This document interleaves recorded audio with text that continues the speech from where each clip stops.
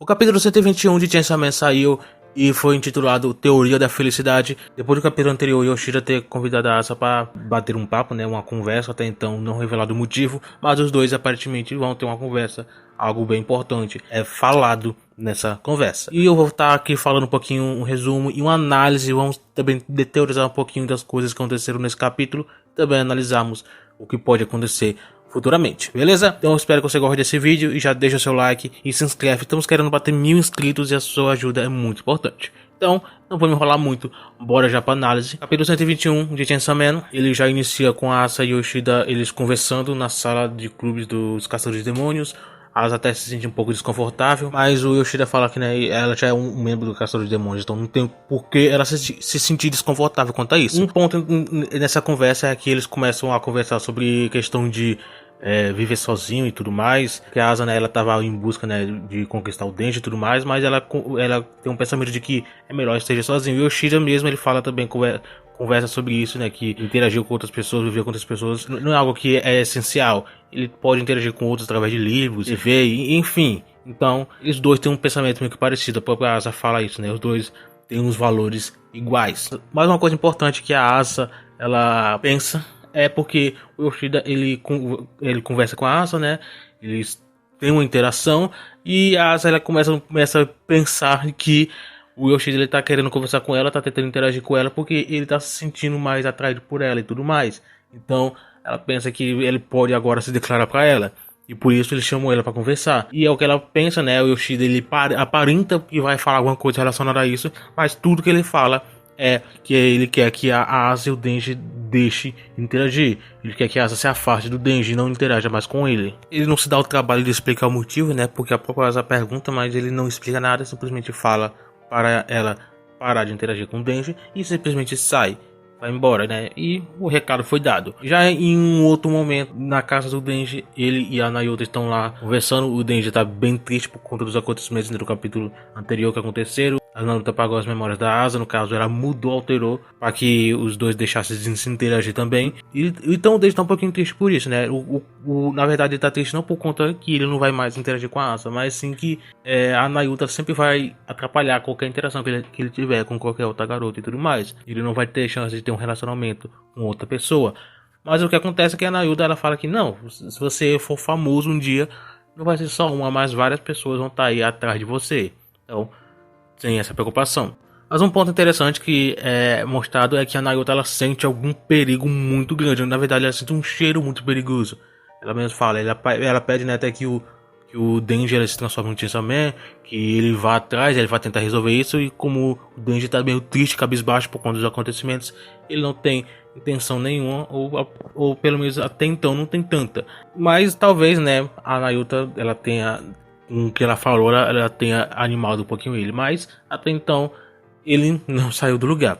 A Asa, ela voltando para casa depois dos acontecimentos com Yoshida, ela conversando um pouco com a Yoro, ela com pensamentos bem negativos, né, que não faz sentido o que ela tá fazendo, que seria melhor se ela simplesmente deixasse de desistir, se ela morresse e tudo mais. A Yoro mesmo fala, né, que tá sendo muito negativa, tá sendo muito arrogante da parte dela. A Yoro, de início eu tinha um pensamento, né, que ela seria mais o contraponto da Asa. No caso, a Asa é uma personagem bem triste, no caso, ela é mais humana, e a Uru eu pensei que ela seria um personagem que seria alguém mais agressivo e tudo mais, sempre agindo como se fosse um antagonista, vamos dizer assim. Mas não aparenta ser dessa forma. A Yoro, ela é bem racional, no caso, ela sempre age de uma forma bem humana, vamos dizer assim. E isso, de certa forma, é um ponto diferente do que eu esperava para ela do início. Lá no primeiro capítulo, ela agiu de uma forma bem diferente. No segundo capítulo também, essas interações iniciais dela. Mas agora, ela tem um jeito diferente, né? Não que necessariamente é ruim, mas ela tem uma forma diferente de interação, de atitudes e tudo mais. E ela meio que serve como um apoio, vamos dizer assim, para Asa, na maioria das vezes. Por exemplo, o que acontece nesses momentos. A Asa se sente meio triste, ela tá meio negativa, e a Yoro tá aí motivando ela, tá aí conversando com ela. As duas meio que se abrem uma para outra. O que acontece durante essa conversa, elas indo voltando para casa, meio com uma pessoa cai de cima de um apartamento, não sei se um apartamento mesmo, mas enfim, ele simplesmente cai completamente quebrado no chão e não tem nenhuma reação por conta da Asa, né? Ela simplesmente olha assustada.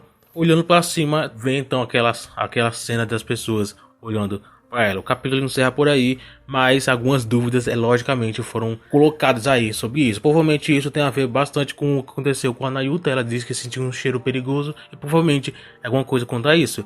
Agora, o que realmente é isso? Algum demônio, provavelmente. Então, que tipo de demônio seria isso? Lembrando que os demônios eles sempre são a encarnação de um medo de alguma pessoa. A pessoa tem medo de alguma coisa, então esse medo meio que se reencarna como um demônio. Mas o que acontece? Que tipo de demônio seria isso agora? E agora as curiosidades estão acontecendo, né? Talvez agora, daqui pra frente, né? As coisas, como agora vamos dizer assim, todas as cartas foram jogadas.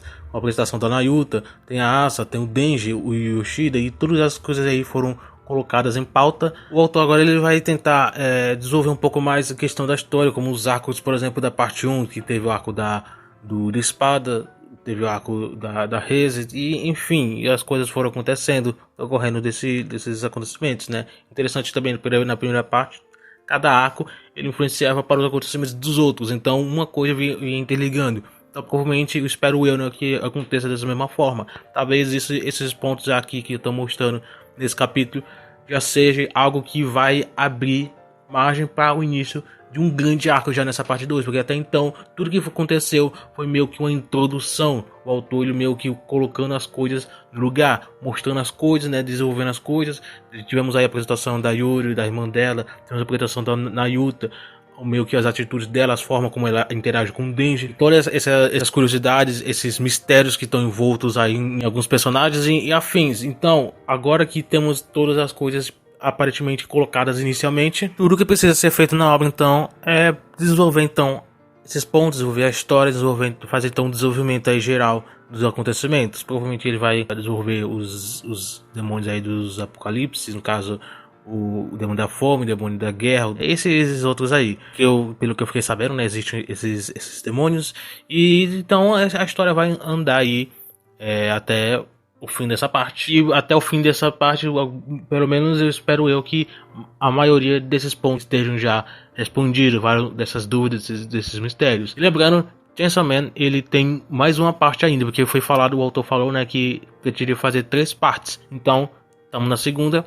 e esperado é que tenha uma terceira parte aí para finalizar a obra de vez. Mas se a segunda parte durar o mesmo tanto que a outra, vamos ter ainda pelo menos mais uns quase 100 capítulos aí nessa segunda parte, e depois, se for o mesmo tamanho também, mais uns outros 100. Mas de qualquer forma, é isso aí, é bem mais para frente, então já é um assunto bem diferente. Aqui fala um pouquinho sobre os acontecimentos, vamos ver o que é realmente o que aconteceu aí no fim desse capítulo, e vamos ver e vamos entender isso só quando sair o capítulo 122. Até lá, vamos só ficar na curiosidade. Então, o vídeo é mais ou menos esse. Fale nos comentários o que você achou do capítulo, o que você também espera, quais são os pontos aí, quais são as teorias que você já tem na sua cabeça. Comente aí e vamos debater um pouquinho sobre o capítulo. Enfim, o vídeo é esse, espero que você tenha gostado. Fica por aqui e a gente se vê então no próximo vídeo.